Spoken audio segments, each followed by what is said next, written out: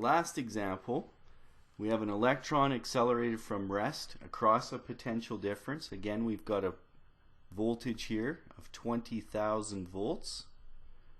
Then enters a magnetic field of 60 milliteslas. So that's 60 times 10 to the negative 3 teslas. It says determine the electron's radius of curvature. So we're looking for R. And we know it's an electron, so we know the charge on an electron, 1.60 times 10 to the negative 19 coulombs. And we know the mass of the electron, 9.11 times 10 to the negative 31 kilograms. So since we're looking for radius, we could start with Fm equals Fc. So QVB equal to mv squared over r. Now we're going to solve this for r, but again the trick in here is that I do not have velocity as well. I'm unknown r and I have unknown v. I'm just going to simplify this formula, then we're going to move on to something else and come back to it in a few minutes. So this would be QB equal to mv over r. Divide a velocity from both sides. So I can't solve this for r yet. I don't know velocity. But again, we can go back to what we know before. Since this is a voltage, we know we also have QV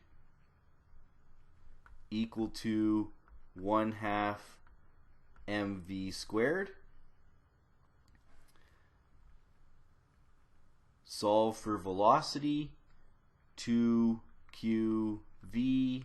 divided by m square root equals velocity. And now again, I can go back to like one of the previous examples, substitute these two equations together.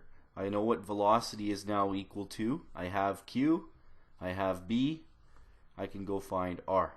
So equation 3 would become r equal to mv over qb. Now if you want, you could start to put these formulas into one great big formula and simplify. I tend to just write it as is. R equals m. What's v? Well, it's this nasty little radical expression. It's 2qv over m square root, and I'm going to divide by qb. Now you could go ahead and try to square out this expression, simplify, divide out like terms, and go for that if you want. You could also just go and find the velocity, plug it into the other equation. There's lots of ways that you could handle this. I wouldn't recommend simplifying the formula at this point unless you're quite confident with your exponent laws, unless you're quite confident with your algebra, because I'd really hate for you to get to this stage and get the answer wrong because of just trying to do some simple, or not some simple, but trying to do a little extra math. I tend to just substitute in at this point.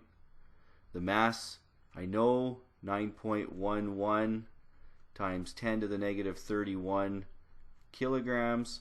I'm going to multiply it by this great big expression, 2 times 1.60 times 10 to the negative 19 coulombs times the voltage, 20,000 volts,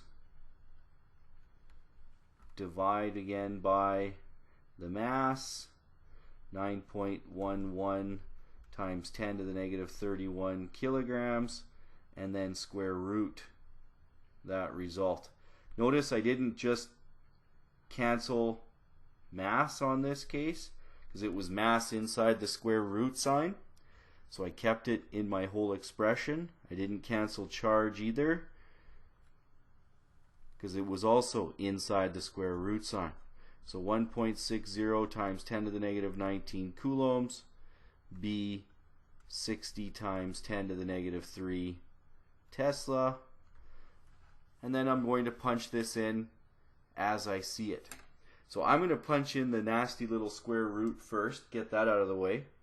2 times 1.6 to the exponent negative 19 times 20,000 divide by 9.11 to the exponent negative 31.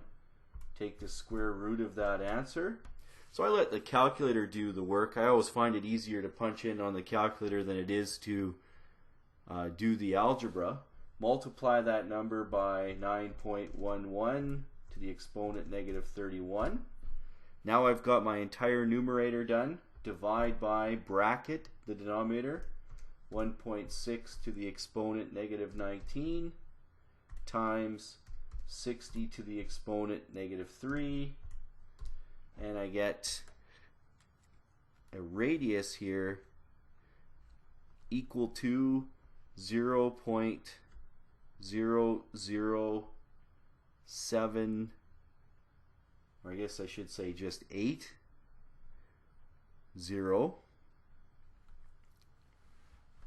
meters, or another way to look at it would be 8.0 millimeters. This was a nasty little algebra one in terms of the substitution. Again, there was lots of ways that you could do this and work this question out.